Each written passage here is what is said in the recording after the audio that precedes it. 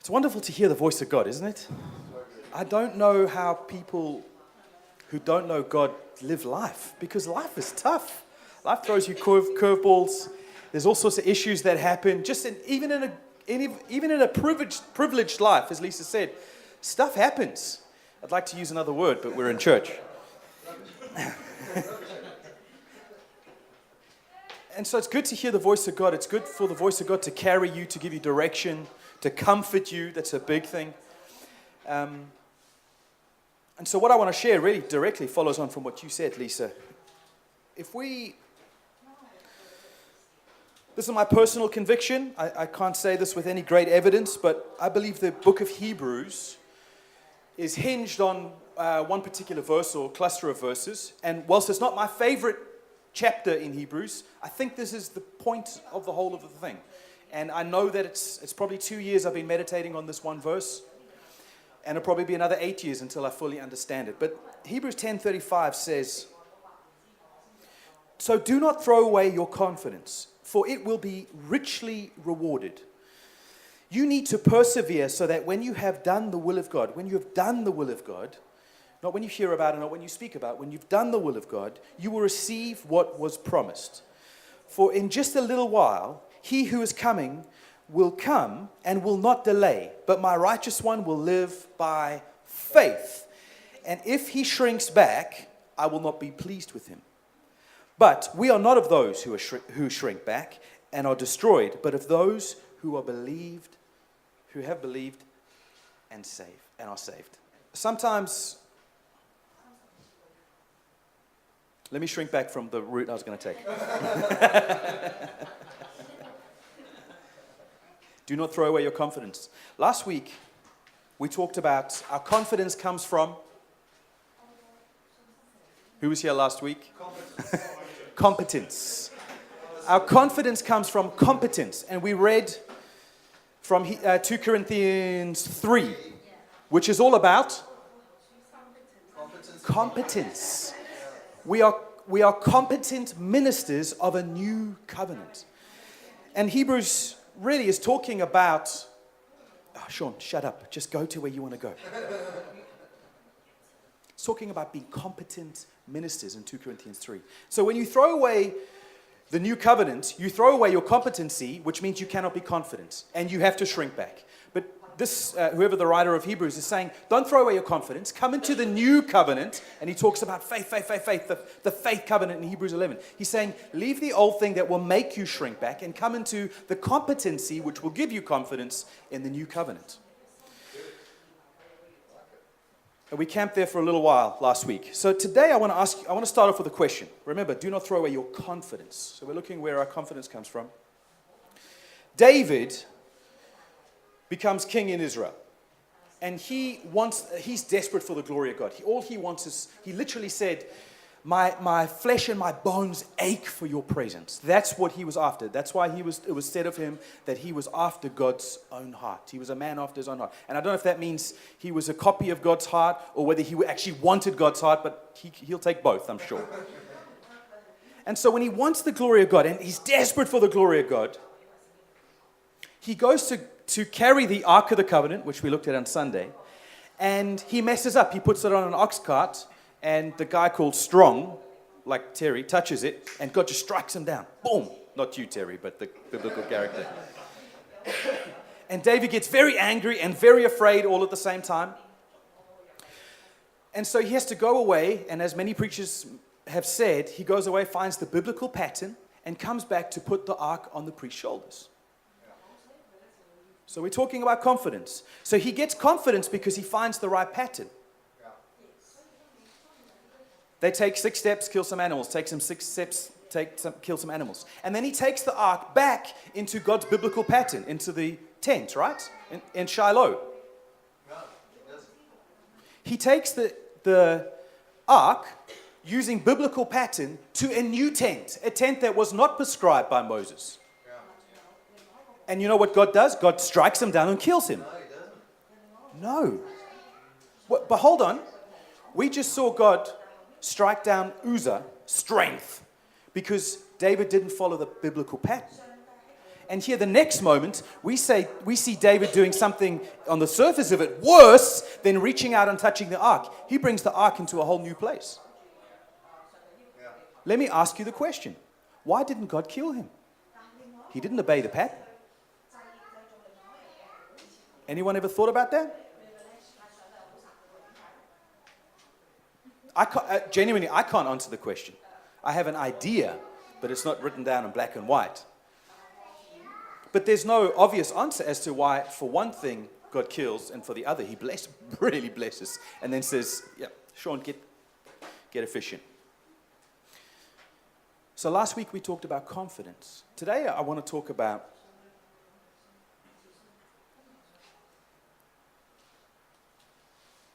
when to follow a pattern and when to create a new pattern.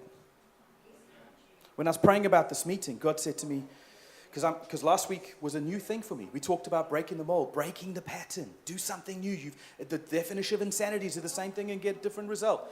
So as I'm preparing for tonight, I'm saying, okay, God, what's the new thing? And he said to me, Sean, don't try and just be new for new sake. You've got to mind the thing that you opened last week. And last week was about breaking the pattern. And he said to me, mind something that you're already in. So I said, God, do you want me to stay in the same place? He said, yes, that's the pattern for tonight. So I'm like, okay, God, last week we broke something. Today we're going to stay in the same pattern. See, the trick is not to always be creative, something new. Sometimes the trick is to be consistent. Sometimes you have to do the same thing. And the question isn't, should I be consistent or should I be creative? The question is, God, what should I do? You see, people who are just consistent, they just do the same thing, the same pattern. They play the piano the same way. They read the Bible in the same books. They go to church and sit in the same seat. And they have the same food at the same restaurant on the same time. And they want the same waiter. And if they don't get the same waiter, they're unhappy. They're just consistent. They just want the same. And if there's any change, they get angry. That to me sounds a little like religion. Religion is when you put structure around something. And then you substitute the life of God for structure. And you just want the same. Religious people do not like change. They do not like creativity. They just want consistency. God is the same today, yesterday, and forever. And before that comes out of their mouths, you can hear that you even know how they're going to say it, the tone they're going to say it. Consistency without creativity is religion. But on the other spectrum, we have people who just want to be creative. We just want new. We just want flashy. We just want life. Don't give me structure. Don't give me conformity. Don't give me yesterday. I just want new. And what happens is if you are just that, and you reject all forms of structure and all forms of consistency, you end up not in religion, you end up in rebellion. And you just, anytime someone comes and says, you know what, this is a good pattern to follow. You know, maybe we should make a list and then check the list as we go through. No, that's like the old covenant. No, we don't want any conformity. We just want creativity. It's rebellion. And people who don't know how to live in the balance of creativity and consistency will end up either in religion or rebellion. And let me tell you, they're exactly the same spectrum. They're just on opposite ends.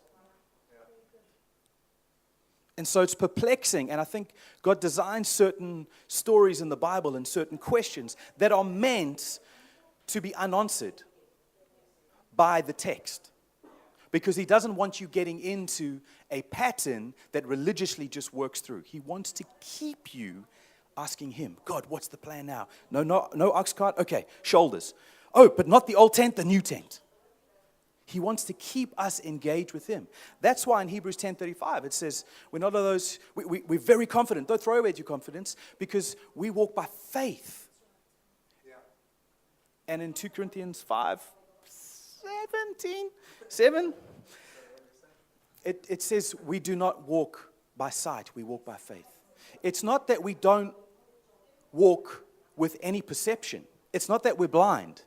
It's that we're walking by a perception that's heavenly, by faith, by a new covenant, competence, and confidence. So did I say this? Creativity without consistency is rebellion, will lead to rebellion. And consistency without creativity will lead to religion. When you operate by a pattern, remember we said, do not conform to the pattern of this world, but be transformed by the renewing of your mind. I said in that, not all patterns are bad. It's just the pattern of this world that's bad. So the way that you get into the pattern of heaven is you have to get into the glory. That's how you're transformed. That's how your mind is renewed. So when you start to follow heavenly patterns, your mind is renewed. You are refreshed. You are given rest. See, God came to Gideon and said, here's the pattern that I want you to beat the Midianites with. And it was a brand new pattern. It broke out of normal military strategy, but it was a pattern. That's why he had to get rid of 20-odd thousand soldiers, because they wouldn't have been able to obey the pattern that was given to them. So he ended up with 300 who could break a glass jar. Isn't that amazing? Only 300 men were confident enough to break a glass jar and make a loud noise. Out of 30,000. Only 1%. Is that 1%? Yes. Only 1% could actually follow a pattern. 29,700 couldn't follow the pattern. I'm amazed today as a business person, entrepreneur, how I work with people who don't know how to tick a box, move a thing, and say yes. It's phenomenal. It's phenomenal. And then you ask them, what happened? I don't know. They don't even know what's wrong. They don't even know what they didn't do. I'm like, just pulling my hair out. I go to sleep at 2 a.m. sometimes, putting out lists so that I can try and help people to. But you know what? If you want to be asleep, you will be asleep. If I want to ignore Bunny, I can ignore her. I can just tune her out, and no matter what she says, no matter how important it is, no matter how many gracious words are coming from her mouth of love, I can just tune her out if I choose. And that's not a man quality. We're particularly good at it. But all humans can tune things out. We can fall asleep. We can fall asleep at the wheel sometimes. And then we ended up down a road and we're like, God, how did we end up here? He's saying, I know, but do you know how you ended up there?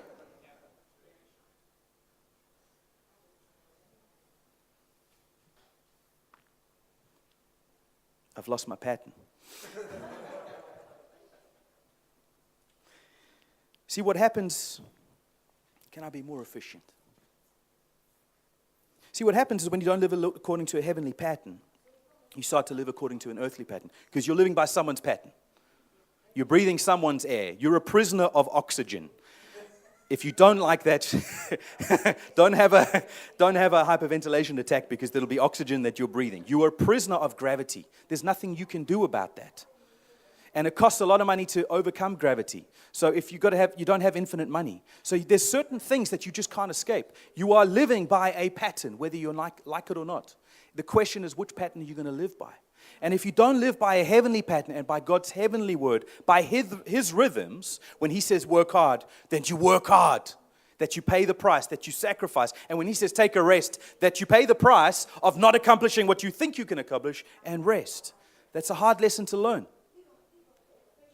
So if you don't live by a heavenly pattern, what you start to live by is an earthly pattern. And there is no earthly pattern that is a perfect copy. Every pattern taken from another pattern will have defects in it. And the more iterations you have, the worse the pattern gets. This is why macroevolution is such a bad idea. Every generation you get a loss of genetic information. You do not get a gain in genetic information. Mutations are always deteriorations. They are not an increase in information. So you get worse and worse. So people who say, back in the caveman days, these people were stupid. No. These people were very clever. We're stupid. There's less and less genetic information.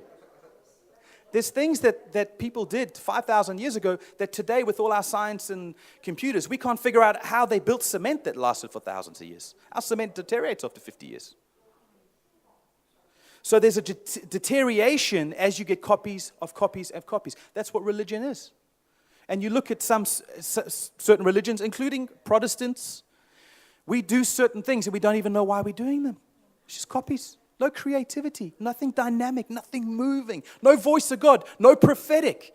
Like we said last week, the prophetic was supposed to be at the center of the camp. That's where the ark came. It was right in the midst of the people. Exodus 33, the midst of the people. That's where God's voice was supposed to manifest. And the church today has just relegated the voice of God down to the prophetic aisle down at the end. And we'll allow the little prophetic word on a Sunday morning between worship and the preach. But the prophetic voice is supposed to be the very center of how we operate our lives. We're supposed to have interactions in the prophetic. That's why I'm so chuffed when Lisa came up and stole my word. Because I'm like, that's the prophetic voice. And if you're not an Sean, be careful.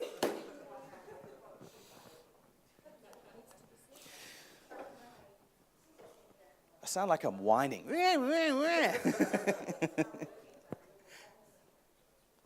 We need to learn how to follow God's heavenly pattern.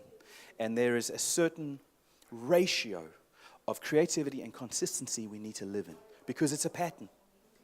But let me tell you, the ratio is dynamic. It changes. Sometimes you are going to do something completely creative and innovative, and no one can touch you in that. And sometimes the thing that you do is exactly consistent with your father, your earthly father. When I came to Hong Kong, I thought I was so clever.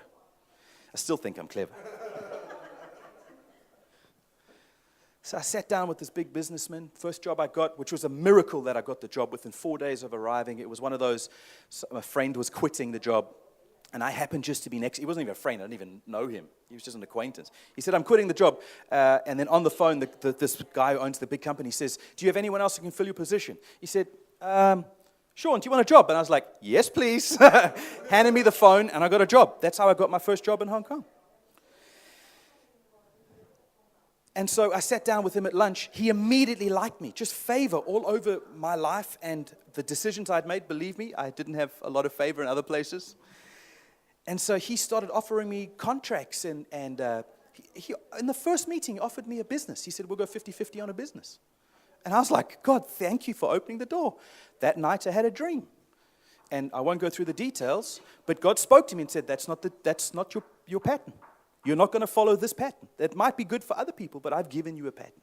He said, I want you to be a contrast in Hong Kong. I said, God, what does that mean? He says, I don't want you to work.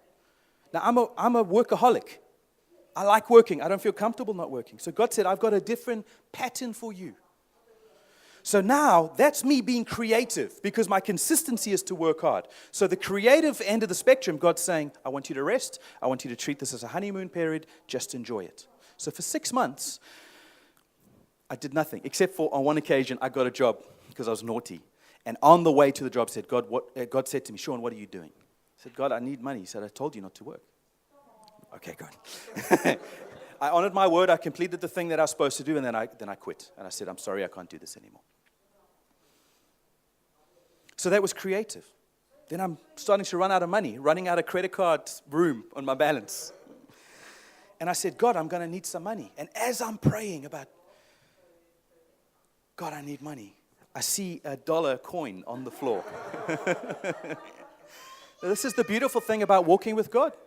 I pick it up. Now, I usually don't pick up money on the floor. It's not because I think it's dirty, and I just don't. It's $1. But I pick up the dollar and I say, God, I'm going to need more than this. And I felt him laugh. I made God laugh. Not because of this, but because of my joke. And so on a journey of revelation, in interaction with God, praying, running into the bush and going, God, what's your plan? On the bus, praying, God, what's the plan? What's the pattern? God said to me, what did your father do? Now hold on. When I arrived in Hong Kong, my default pattern was to work. And now he's saying to me, Sean, what did your own father do? And my father was a teacher. And he used to tutor in the afternoon, and he made a killing. He made a lot of money. He was very successful. You know how much 3 boys eat. And so now he's saying, I don't want you to do something new. I want you to go back to that pattern. So God chose a pattern for me to follow. And now we have very successful businesses in education, tutoring. That was the pattern that I'm following. And God has blessed it. And there's been times that it's been tough and we've been saying, God, should we shut it down? God said, no, I wanted it to be like an axe head. In an environment that it should sink, I'm going to cause it to float. You will not shut this business down. And now that business gets... Seamus sits down with people. We sat down with someone on Tuesday. We potentially could have tens of millions of Hong Kong dollars of investment from a client who's already given us more than $3 million in business. One client. We have 250 clients. And we sit down with people who could literally give us a lot of money. Why? Because when God said, don't work, I followed his pattern. Even though it was creative. And when God said, I want you to do what your own father did, even though it was consistent, I followed the pattern. Do not get into rebellion. I'm just creative. I'm not going to do the same thing. I'm not going to do what you tell me to do. No. Sometimes the most humble thing you can do is put the thing that you don't care about, put the stupid chair that no one cares about, put it in the place that they told you to put it in. Because it's consistent. It's boring. It has no value to anyone besides from the person saying to do it. Be consistent. Don't be rebellious. And then sometimes the most inspiring thing you can do is be creative and go, you know what? We don't have to conform. We don't have to stick to the same thing. We can do something completely different. Let's put the chairs in a circle like we did last week. Don't get stuck in an earthly pattern. Make sure you're hooked on God's pattern. Make sure you're listening to his voice. There is no cheat sheet for the kingdom. There's no shortcut. There's accelerations in humility, but there's no shortcut. Sometimes you've got to sacrifice, and sometimes you've got to receive. But you've got to follow whatever pattern he's bringing you into. Dynamic. I can cut all of that out. Wonderful. Let me finish on this just because I like it. Rebellion says, burn it all. Just burn it all. Now, if God says burn it all, burn it all. But if you're just being rebellious, you just want to burn it all. Anyone been there?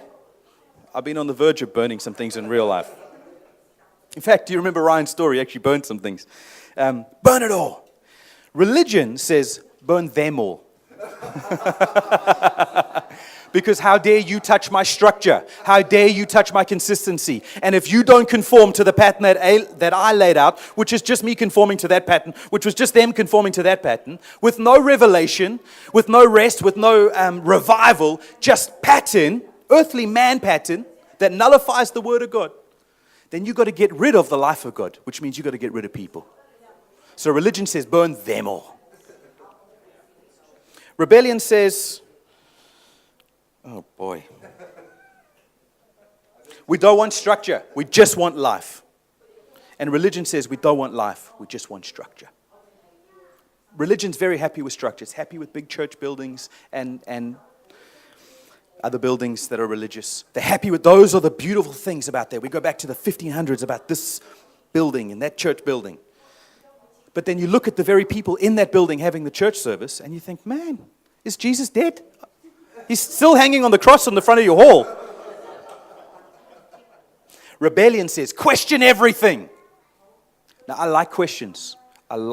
Questions are more important than answers because questions will open you up to the answer. But there's a rebellious nature that says, I'm going to question everything. Don't you dare tell me this. Don't you dare tell me a truth. I'm going to question everything. I don't trust anything anyone says. Religion says, question nothing. Accept everything I say as if it's God. There's a balance between creativity and consistency.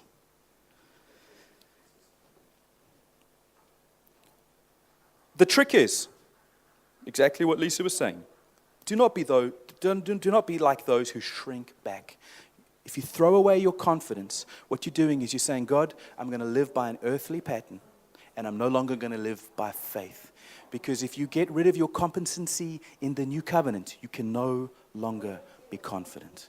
We are meant to walk by faith, not by sight. Doesn't mean by walking by no perception. It just means walking by perception of a heavenly pattern.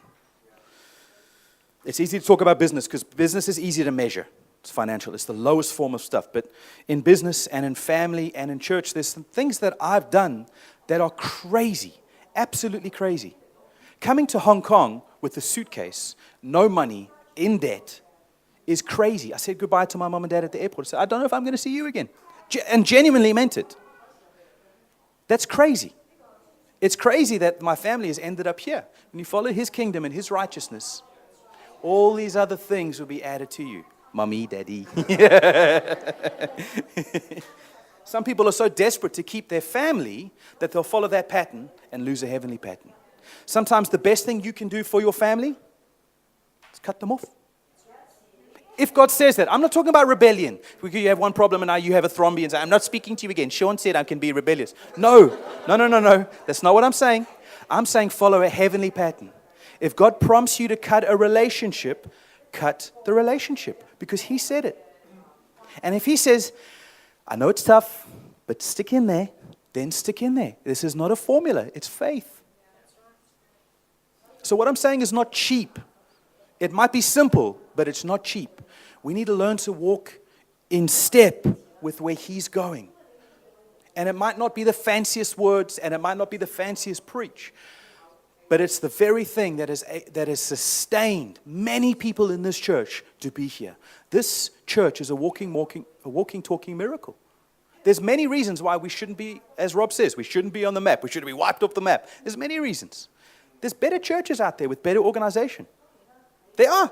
There's better churches out there with better creativity. Don't think we're creative because we're not organized. And don't think we're organized because we're not creative. We're pretty useless in most areas. But I tell you, the one thing I love about this church, that I could say we beat most churches on if it was all a competition, and it is, isn't it, Jesus? We're getting front row seats in heaven. The one thing that I love about this church is that we're a prophetic people. That the presence of God is at the midst of us. And we don't care if we're not the best organized or the best creative people. We don't have the fancy art at the front. And we don't have the most organized system for all the home groups and all that. And we're doing some of that stuff. But we love the voice of God. And anyone who's either not saved, who is saved, but loves the voice of God is welcome. Anybody who doesn't love the voice of God, we don't have to tell them to leave. Because they won't like us. They won't like the fact. They won't like the fact that we're not rebellious and we'll just do whatever they say because it's creative. Or that we're not religious and we'll just do whatever they say because it's the Word of God. But they haven't put it in context. When we follow the voice of God, I'm telling you, even if He takes you to the cross, He will glorify you. He will seat you in. He's already seated us in heavenly places. But on this earth, in physical forms, you and I will be risen to high places of influence and high places of reward, rich reward, when we do not throw away our confidence in walking by a heavenly pattern of faith.